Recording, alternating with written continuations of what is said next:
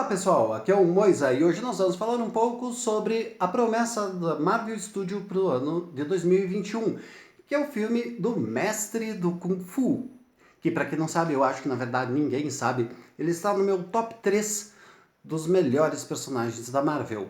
Para quem não sabe, todo mundo, o meu top 5 é Demolidor, Wolverine, Mestre do Kung Fu, o Cavaleiro Negro original Super Sid Scandia e o Homem-Aranha, porque o Homem-Aranha. Então, o que acontece?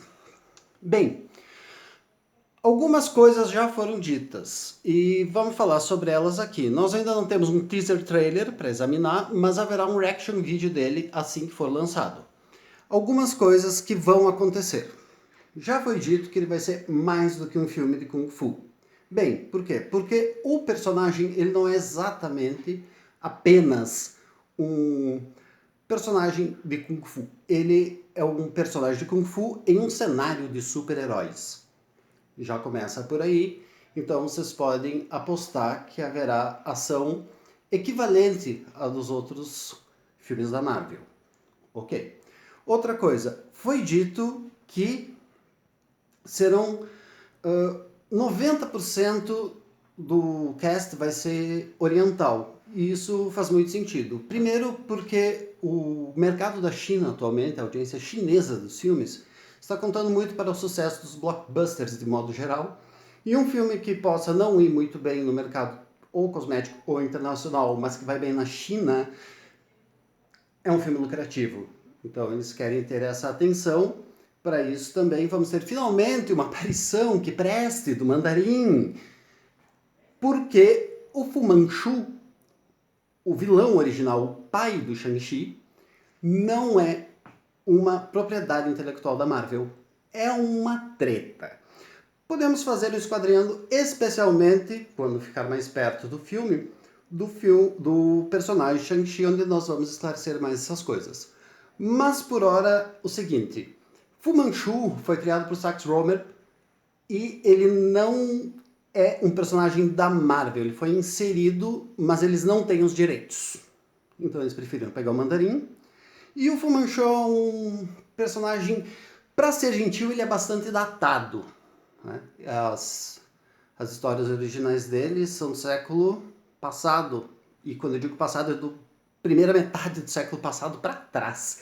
Então ele não cabe muito bem hoje, ainda mais se você quer uma audiência chinesa.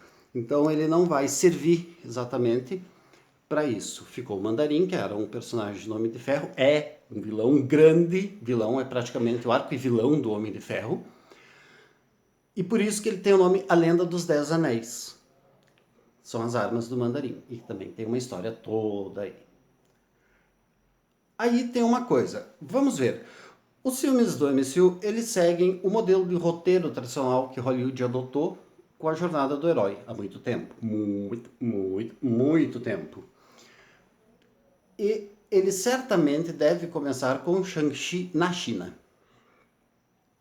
Então, aí tem o cast todo oriental.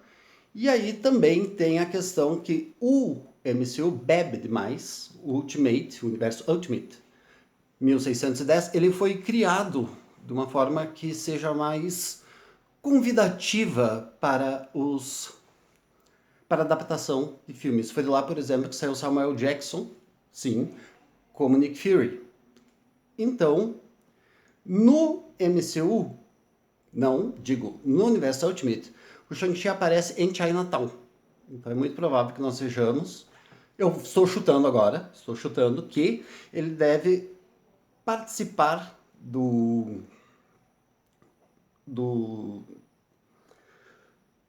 filme, provavelmente protegendo ali Chinatown, ou uma família, ou uma loja, não muito diferente de O Dragão Chinês, do Bruce Lee. Shang-Chi é um personagem do Blues Exploitation. Que foi o que aconteceu no 1610. Então nós temos esse protetor aí protegendo o seu povo contra vilões do seu povo. O MCU bebe muito da fonte do Ultimate, então também não é de se surpreender se a Lei Ku aparecer como vilã, que é o que ela é no 1610. Ela não é aliada do Shang-Chi. Agora, uma coisa. O Shang-Chi, a principal coisa do Shang-Chi, quando você lê as histórias originais dele, qual é? É porque ele é um oriental em uma sociedade ocidental. Ele é um alienígena ali. Então, com o tempo, talvez a partir do segundo filme, o cast ocidental aumente, porque é uma das coisas mais interessantes do quadrinho, na verdade. É o contraste entre essa pessoa que foi criada de uma maneira completamente diferente, se adaptando aos costumes e aos modos de seus companheiros ocidentais, aprendendo a conhecê-los, respeitá-los e mesmo acontecendo com eles. Então há um contraste entre Oriente e Ocidente que é muito fundamental para o personagem e eu espero que isso seja mantido. Então nós talvez possamos esperar no futuro um Shang-Chi que aprecia o Ocidente até certo ponto, porque ele nunca se encaixou, exatamente, e que o defende contra o seu rival, o seu vilão conterrâneo. Né? Aquela coisa da pessoa admitir o diferente, não é? E aí tem uma pequena coisa que me preocupa, porque eu não sou só um fã de obras de artes marciais, eu sou um fã de artes marciais. E acontece que o Shang-Chi, ele é um personagem que ele é treinado em formas de artes marciais antigas, muito antigas e algumas extintas. Ele é um catálogo ambulante de artes marciais, certo? E aí nós entramos no XMA, porque eu gosto de fingir que tem uma ótima pronúncia do inglês. O XMA, Extreme Martial Arts, surgiram nos campeonatos abertos, nos torneios abertos de artes marciais dos Estados Unidos, onde o pessoal praticante de Wushu começou a se destacar. Obrigado, Marcos, por me mostrar isso. Começaram a se destacar com a plasticidade do seu movimento e aí evoluiu para um tipo de demonstração de arte marcial muito focada em proezas atléticas, mas não diretamente relacionadas à luta. E isso acabou gerando uma indústria própria, uma especialização à parte, e que você vê muito nos dublês hoje em dia. E que se ressaltou principalmente a partir do início dos anos 2000, onde todo filme tinha o Wire Fu. O que é o Wire Fu? É esse Kung Fu voado que tem, herdeiro do Wuxia, em que você tem esses saltos gigantescos e que apareceu até, por exemplo, em filmes que normalmente não deveria ter, como Panteras. Ele facilita porque você usa muitos dublês, que tem uma capacidade atlética superior aos atores. Não são lutadores, não é? Mas surge um problema aí, fica tudo um tanto parecido. O filme onde eu mais senti esse problema foi nas Tartarugas Ninja. As Tartarugas Ninja começaram baixinhas, elas tinham mais ou menos 1,5 m. Elas eram menores que a média humana, sim, que fica em torno de 1,70 m, principalmente nos Estados Unidos. E no filme elas são grandões. Mas aí quando você vê aquelas criaturas gigantescas, elas estão dando saltos mortais triplos. Não respeita a anatomia deles. Não é o que se espera. E principalmente porque eles são treinados em ninjutsu, uma arte um tanto tradicional.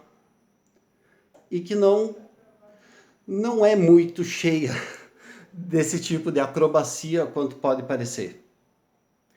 Outra coisa, dos dublês. Então, eu gostaria de ver o Shang-Chi lutando Badondin ou... Desculpe, não é Badondin, é Badiquan. Badiquan, Xin Quan, dando uns golpes pesados, umas entradas, uns golpes de ombro, uns grandes empurrões, alguma sequência de soco. Talvez pudesse colocar ele para praticar Pac-Man ou alguma arte tradicional chinesa.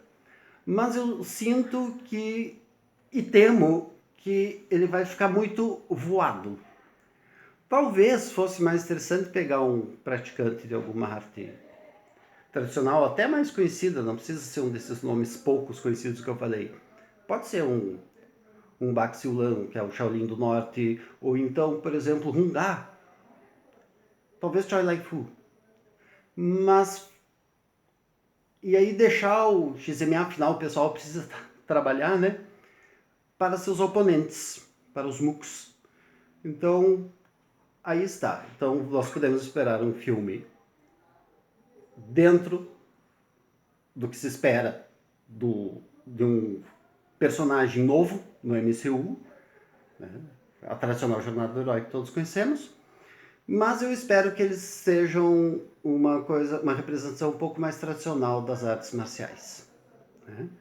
Eu estou com uma expectativa muito grande, é um dos meus heróis favoritos, e se eu demonstro algum tipo de preocupação é porque eu quero ver um bom filme e, bem, todos nós queremos.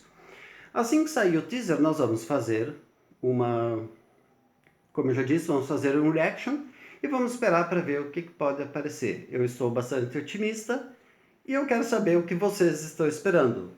Deixem seu comentário aí no nosso vídeo, logo depois de curtir e compartilhar. Muito obrigado, eu espero vocês aqui sempre. Até mais!